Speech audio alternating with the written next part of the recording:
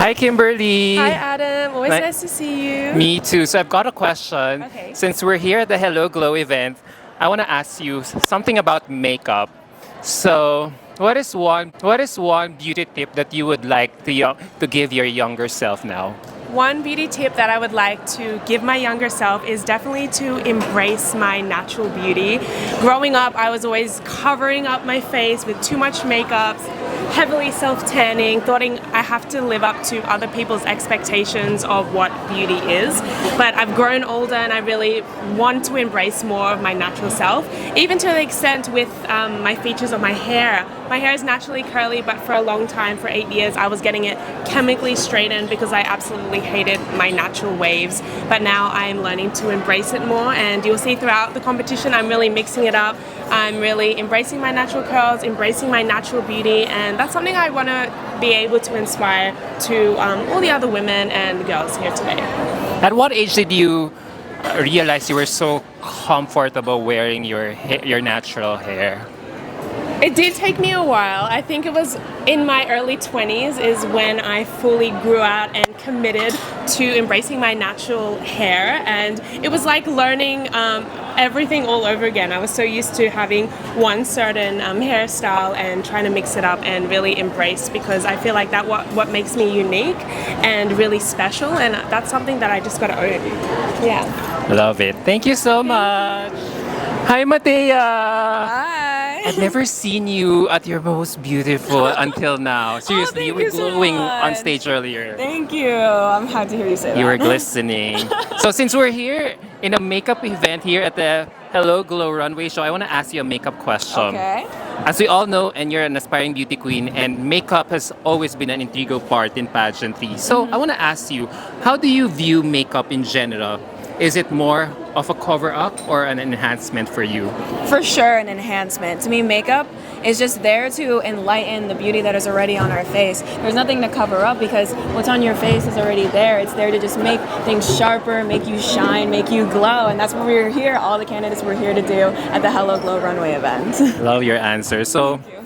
can you recall a point in your life wherein you tried to cover up something, but turned out later to have enhanced your future? You know, believe it or not, when I was younger, I really wanted to straighten my hair a lot. But my mom really told me that, my goodness, your hair is so beautiful. People would kill for that hair. And you know, it really allowed me to do that. And modeling, especially in Florida, showed me that, yeah, my hair is one of a kind. So I really embrace myself. I embrace my curls, and it's what makes me stand out from the rest. So I'm so glad that I found the enhancement in my hair. I love how you have been rocking your hair. Thank you. Yeah.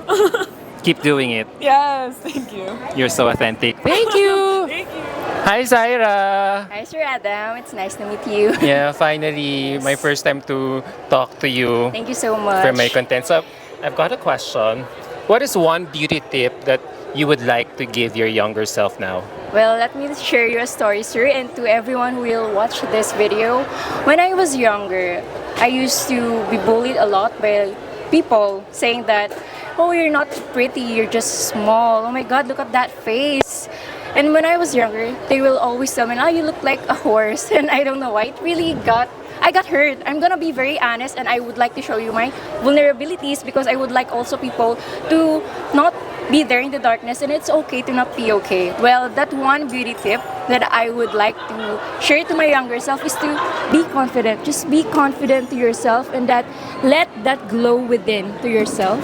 That no matter what people tell you, no, do not believe them, because you don't know, they don't know your potential. And now I am here. Never have I ever expected that I will be joining the Miss Universe Philippines pageant. So I'm really proud to my younger self, and I'm always gonna be so proud that I can always tell that to people that I have come so far, and that I have reached my fullest potential, and wanting to even learn more and to be better. Thank you. For sure, this is a dream come true for you. Oh yes, it really is. Because as someone who suffered from social anxiety before, and now in front of thousands or even millions of people watching me, I can say that I'm really confident now. And I am better now. Thank you. You're welcome. Carry on. Thank you so much, sir. Excited. I really appreciate you, sir. Hi, Denise. Hi, Adam. How was your Holy Week? It was great. Yeah, I had a lot of adequate rest right before everything started going back to pace. Glad to hear that. So I've got a question for you. Sure. Since we're here in the Hello Glow runway shows, I've got a makeup question. What is one beauty tip that you would like to give your younger self now? It would be to have adequate rest and eat a balanced meal right before you start a hectic day. Yeah. Have you been so restless ever since you were a kid? It's a little bit of mix because I was very active growing up. I like to do a lot of activities, so I like to make sure that I rest in between as well. And now, for sure, are you having a lot of sleep now that you're here in MUPH? I try to. Like I said, it's rest for me is my main priority if we're about to have something hectic, so that way we can have like a good start of our day and keep it going. How many hours of sleep are you getting on average as an MUPH candidate? I try to do it in 8 hours, a good 8 8 hours. Wow. hours. Yes, I try to at least have at least 8 hours. Even with your hectic schedule now, you still get 8 hours of sleep? You know, like I meditate and have in between. Oh, that's great to hear. Yes, Meditate Yes, yeah, meditation helps. to keep everything balanced. Yes, it does. All right, thank you, Denise. Hi, Eunice. Hello. So nice to be able to pull you out for my content tonight. Thank you for having me here. Ganda-ganda mo talaga. So I've got a question for you. What is one beauty tip that you would like to give your younger self now? Well, I will tell her to have enough sleep kasi for me, having enough sleep could really help to regenerate my skin and also could prevent having an eye bags kasi as you can see now, we have a lot of eye bags because lagi kaming puyat, we have a lot of activities but our sponsor like Gel Life and Hello Glow are helping our skin to have a glowing and healthier. That is so nice. So how many hours of sleep are you getting now? Last night, I have almost 3 hours kasi we had the shoot of sponsor and then we have an early call time earlier na 6 a.m. So my glam team started makeuping me around 3 a.m. So I only have 3 hours sleep. Pero I'm glad despite lack of sleep, you're still smiling, you're still perky. Hindi ka bugnutin. Ako bugnutin ako pag kulang ako sa tulog. We really have to show our personality, to show to the universe that we Filipinos are glowing inside and out. Tama naman. So keep shining, okay? With or without sleep, alright? Yes, lalaban tayo kahit laging puyat. Oo, sa ganda mong yan, lumaban ka talaga dapat. Thank you so much. Thank you, you're welcome. Nice. Thank you. Hi, Dia! Hi! Grabe, finally. I know, na-pull finally, out na kita. out of all the events, no? Nandito na ako. Oh, wala ka nakawala sa akin. So I've got a question for you. Since we're here at the Hello Glow event, let's talk about makeup. I love makeup.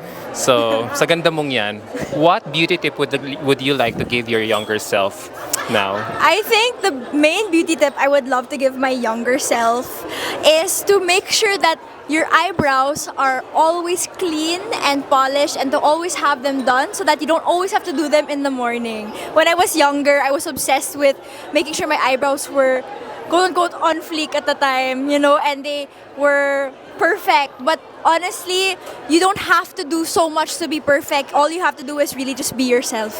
Where did you get your obsession with your eyebrows? You know what? It was from YouTube videos. Because I would watch all of these beauty influencers really do their eyebrows and they say that eyebrows really frame your face and it's so important to make sure you have the right shape. So I wanted to make sure that my eyebrows were in check so that I wouldn't have to do makeup as often. How easy or hard is it for you to do how do you maintain your eyebrows? Ako naman, I wax. So I go and have them waxed or I have them threaded. But if I don't have the time, I will pluck it myself and then make sure I grow them out before I redo it again. So for sure you can work in the salon in the near future. Possibly. Who knows? Makeup artist. Who knows? Yeah. Thank you. Thank you so much. Hey. Thank you. Hi, Bianca. Hi. Hello. How are you? I'm fine. Happy Pagod. Interviewing all you girls tonight. yes, let's push through that. So I've got a question for you. Of course. If you were a makeup tool, what would it be and why? As a visual artist, I have been painting for 15 years, and the best tool that would represent really is the makeup brush, because I see colors as a representation of each of our characters, you know, red for happy, brown for a little bit, you know, sassy, and using a makeup brush, you blend it all and it makes you beautiful. I think that's a good imagination of what colors used to be in our faces, and I love it. So which color best describes your current state of mind? Right now it's yellow, and we put yellow especially on the eyelids to represent happiness. I'm a little bit, you know, tired, but I'm happy. I'm genuinely grateful for everything that has been happening for the event. Where do you get that source of joy? The joy really From a comes human from, being, intangible thing. as a human being, the joy comes from good rest. So I took a deep sleep before coming to the 6 a.m. call time kanina. That's a good way to really kick the day. That's great. And I hope you'll still be getting a lot of sleep despite Of your course. hectic schedule here in MU. For later, kasi the next call time would also be 6 a.m. pa rin for tomorrow. Oh, lagare. Oh my gosh. All right, I won't keep you any longer now. Go get some rest na. Thank you You've so been much. up since and 6 I'll a.m. See you next time. All right, thank you, Bianca. Nice to finally meet you. Thank you po. Thank you. Thank you. It was so fun. Hi, Ria. Hi, good evening, everyone. Welcome to my channel. It's my first time to finally meet you. Yes, it's my first time. It's an honor, of course. Hindi naman, ano ba? Diba? So I've got a question for you. Yes. Since we're here at the Hello Glow event, so let's talk about makeup. So let's face it, makeup has been an integral part of pageantry. True. You know, so I want to ask your thoughts about it. Is it more like a cover up or an enhancement for you? I'd like to start first off that everyone is beautiful in their own way. You have to understand that there are features in you that other places, other people, whether how many or how little, find beautiful. So, going back to makeup, it's neither a cover-up or an enhancement. It's simply just an expression. This is the part of me that I want to highlight. This is the part of me that I want to tell the world I'm proud of. This is the part of me that I find beautiful, and I want you to show. I want to show, and I want you to see that this is me. And I think that's really just what makeup is, you know. So with the way I describe your makeup right now, how are you describing yourself? I can be fierce, I can be sweet, and I can come from the beach without coming from the beach. Diba? Ang sassy mo naman. Natin.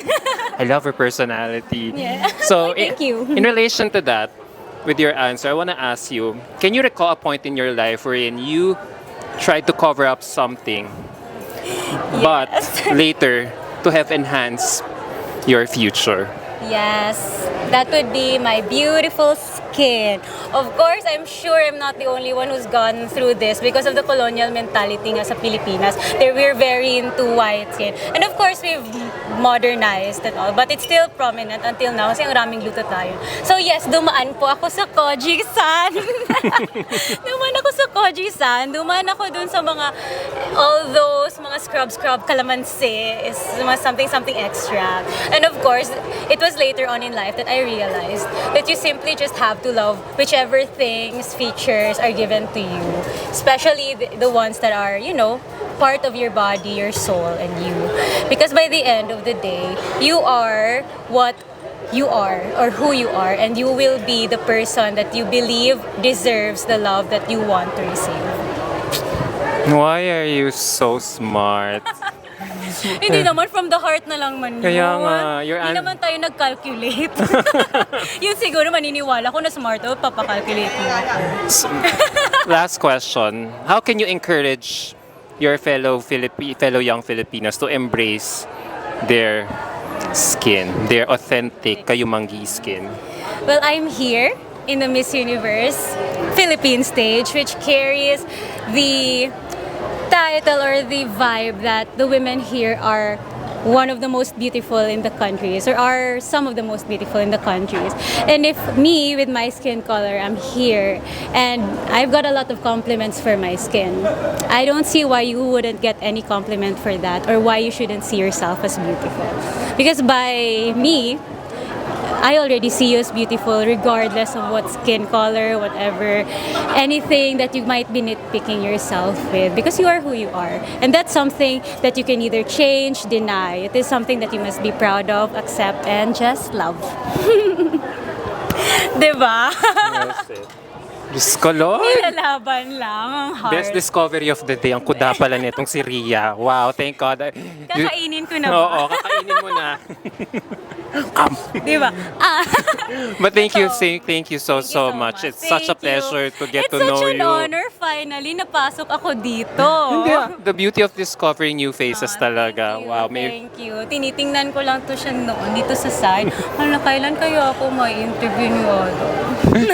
Ang hirap niyong Diba? interviewin at 55. But Sige thank lang, you for... Pagod na rin to siya. Lalabanan. Of course, strong person rin. Ang hirap. Actually, fun fact, itong course ko, mass communications. Communications na. So, alam ko talaga na medyo mahirap. Pero of course, if we love what we do, hindi naman talaga siya job, di ba? Yeah. Mass com ka pala. Yes. No wonder. No wonder pag ganyan-ganyan ka na. The perfectionist. Yes. Carry on. Thank you so Thank you much so much. for Thank you. giving me the time to really get to know you for this content. you. Really appreciate it. Appreciate it. Mwah. Bye! Thank you, Ria! Thank you! Thank you. Next time ulit. Yes. Hi, Christy! Again, Adam. How's Mexico? It was amazing. Too short but brief. But I'm always Yeah. happy to be back in the Philippines, of course. Nag-ocular, para ka na nga nag-ocular inspection sa lagay na yan eh. I was exploring the nature and the culture. Lucky for you! Yeah, super suerte. Super. Yeah, so I've got a question, as usual. Since we're here at the Hello Glow event, let's talk about makeup. Okay. So, makeup has been an integral part of pageantry. Okay. And so I want to ask your thoughts about it. So, for you, is makeup more of a cover-up or an enhancement? Well, it honestly depends on how you personally look at it, but I love to perceive it as an enhancement. I think that it's a way to enhance your natural features and beauty. Makeup is an artistry, it's also a creative art form, it's also a way to live a fantasy, and I just think makeup is wonderful if you use it with the right intentions. So, with the way you talk about makeup, I assume you've been doing your own makeup. Yes and no. Of course, I love to help with the professionals and the team, but I gather a lot of my tips and my inspiration from my closest friends in the industry as well. But yeah. So, with your look tonight, did you do this by yourself? No, this is Jenna Drolosan. So Wow. thank you, Jan. So, in relation to my first question, where I asked you about whether is it a cover up or an enhancement. So, can you recall a point in your life where you tried to cover something up, but later turned out to have enhanced your future? I can recall a time in my youth when I was younger where, funnily enough, I would try to actually cover up my femininity. I grew up extremely tomboy. Yeah, like I mentioned to you in my previous interview, I was bullied for being very tall. A lot of my friends or my classmates were boys. I was playing sports because that was where I fit in with my height. And I mentioned to you, I used my height to my advantage to play sports. So at that time, in order to fit in, I felt I hated the color pink. My mom was hyper feminine, and I just wanted to be completely opposite of that.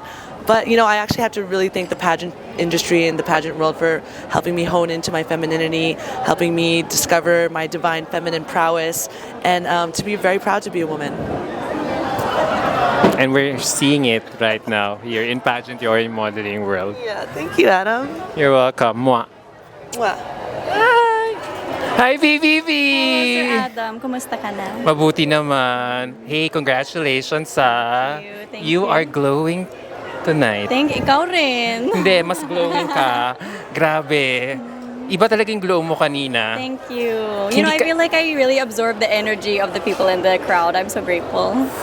And the way you strut kanina on stage, it's a different PVV we were Ibang seeing tao earlier. na. Oo. A complete different VVV from the I'm one 2 glad. years ago. I'm glad because when I came back, I was like, I cannot be the same person again. I need to improve on what I was missing out on or lacking before. And so I'm grateful that you see that. Thank you so much. Origin Management and Swen are really taking care of you. Yeah, and Aces also. And you know what? I genuinely still believe that every person that I've met since 2021 until now, parang I'm a big puzzle of all of them. They're all the pieces to my puzzle, so I'm so grateful.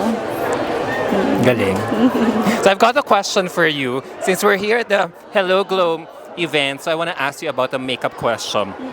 Because let's face it, makeup has been an integral part of pageantry. So I want to ask your thoughts about makeup in general. Is it more like a cover-up or an enhancement for you? Actually, depende talaga. If I have pimples, syempre, it's a cover-up for me. Or if I have eye bags. But, you know, when it comes to all of our events and even on a day-to-day basis, it's really an enhancement for me. I try to really reserve the days that I go full glam versus the days where I go makeup free because it's also good for your skin, diba? Yes. And then at the same time, I also think we still have 2 months pa before the pageant, and so I need to reserve something, of course, for the finals para may iba sa finals, diba? May pasabog sa finals. So of course, you know, we're slowly building up to what we're gonna show you there sa finals. Nice. I feel like this is one of your best looks this edition. Thank you. So in relation to your answer, I want to ask you, can you recall a point in answer? I want to ask you, can you recall a point in your life where you tried to cover up something which later turned out to have enhanced your future? Honestly, so many things. I used to be hindi naman ashamed of my past, but I just didn't really talk about my past before. And I think that really showed in 2021, diba? Like I wasn't as open with people as I am now. So whether it be, of course, my kidnapping that people saw in my Her Story video or the relationship violence that I experienced or, you know, any of my failures, rather than trying to cover them up, I want to show people that it's okay to not be perfect. How do you draw the line what to share and what not to the public? Depende talaga eh. Like I have a level of discernment because I'm also very private, I think, as a person. Yes. And I think you have to be careful about what you show, especially with the internet these days, Yes. diba? So yeah, just having a level of discernment every time you're deciphering what to share and what not to share. So how is the degree of adjustment on your part to share more about your life? Are you already getting used to it now that this is your second try? Yeah, and you know, it's really different this year because we have these face-to-face events. I'm the kind of person I love connecting with people in person because you can really feel the energy of the person, diba? And so in 2021, it was really hard for me to really open up to people online lang, you know, without being able to see people, connect with people, hear their story also. So it's actually surprisingly easy this time to really be who I am. True. And the things that you share, it's really, we can really feel your heart. I haven't made a content about it, but your video for your Her Story campaign is one of the best videos I've seen so far. Thank you so much. Yeah, it really resonates with all of us. So, laban. Laban. Thank you. You're welcome. Congratulations again. Thank you so much. Kumain ka na ba? Yeah. Pero Working content is lifer. Oh, diba? Thank you, baby. Thank you din. Hi, Alexi. How are you? Congratulations. Thank I'm you. fine. Congratulations again. Salamat. So I've got a makeup question since we're here at the Hello Glow event. So, you know, let's face it, makeup has been an integral part of pageantry. So I would like to ask your views about makeup. So is it like more of a cover-up or an enhancement for you? I mean, personally, I think it is an enhancement for me. You know that whenever girls do our makeup, we feel confident and beautiful, and we have that inner body in us that we just have so much, you know, confidence when we wear makeup on. Though it's really up to the girls if they want to put on makeup to feel beautiful. But if they feel beautiful just as they are, then that's on them. For me, I'm struggling how to put makeup on. So whether with makeup or without makeup, I feel the same. Though sometimes with a little bit makeup on, you just feel a little bit, you know, confident and beautiful, and it really just gives a different feeling. Like you just know when you're up on stage, you'll be like, yeah, I'm pretty, look at me. From an athlete who's not used to wearing makeup to this, wow, I'm glad to hear that answer, that you're so comfortable with your own skin now. Thank you. So I've got a follow-up question. So with that answer, can you recall a point in your life wherein you tried to cover up something which later turned out to have enhanced your future? Well, actually, since you mentioned I'm an athlete, I really grew up. I mean, I've been competing my whole life, and I lift heavy weights. I run miles and miles, and it's given that I would develop a muscular body. And I'm doing modeling at the same time and pageantry. And before, they wasn't really open into that. They kind of want you to become like just the normal toned, and I was a bit muscular for that. So I tried to cover up my body growing up because I thought I didn't fit in the standard. And right now, I realize why I cover up my muscular body when my muscular body actually tells my story of my hard work and my resilience and my dedication in sports. And whenever I see someone who's muscular, especially a girl right now, instead of me thinking in my brain that, oh, she's so muscular, I'm be like, oh, she's a hardworking girl. So whenever I look at myself in the mirror, I'm just gonna tell myself, girl, you're powerful, you're strong, and you're hardworking. That body of yours, you work hard for that and embrace it, love it. So it's my body. I love how you have come a long way in embracing your own skin. Thank you. Salamat. Salamat. You're welcome. Thanks, Thank Alexi. you. Thank you. Always nice catching up with you. Mwah. Hello, Mr. Kloban again. Hello, nice chica with you last time. Oo. So let's continue for tonight's content. So I want to ask you a makeup question. Kakabahan po ako. Sige, bigyan kita na mahirap. Sige, what is one beauty tip that you would like to give your younger self now? It would be to love your own skin. I grew up hating my skin because I think that the standard, that the beauty is having a fair skin. So I grew up taking gluta as early as 12 years old. So if there's one beauty tip that I would advise to my younger self, it would be to love your own skin color. Kasi you're unique and it's what makes you beautiful. At what age did you realize that you love your own skin? I think it was in my senior high. So maybe when I was in my 17 years old. So matagal din po na I had to deal with this challenge. Kasi ano po ako minor eh. So you need to be white, pero morena po kasi ako eh. So I get comments about na I don't deserve to be one of the minorettes kasi maitim ako. So parang I torture myself for parang gano'n na hindi ko tanggap yung sarili ko. When in fact, there's beauty in being a morena girl. Kasi parang very identity ng Filipina. I'm glad you're doing it right now. Oo, kaya... Maraming nakikinig sa atin, so marami kang ma-inspire to love their own. Hopefully, you won't listen to other people. Focus on yourself. Focus on loving yourself. Kasi at the end of the day, it's you who will be there for yourselves. It's not the other people. Okay. Hi, Chris. Hi, Adam. You're glowing again you. tonight. So I've got a question for you. So since we're here at the Hello Glow event, I want to ask you about makeup. Kasi let's face it, makeup has been an integral part of pageantry. So I want to ask your thoughts about it. Is it more like a enhancement or a cover-up for you? To me, it's really about enhancing your face or what you want to enhance the feature on your face. I think it really just depends on the person on how they want to take makeup. But for me, it's really just enhancing the features of my face. Can you recall a point in your life wherein you tried to cover up something which later turned out to have enhanced your future? Okay, so one thing I learned in life is that what you don't know won't hurt you.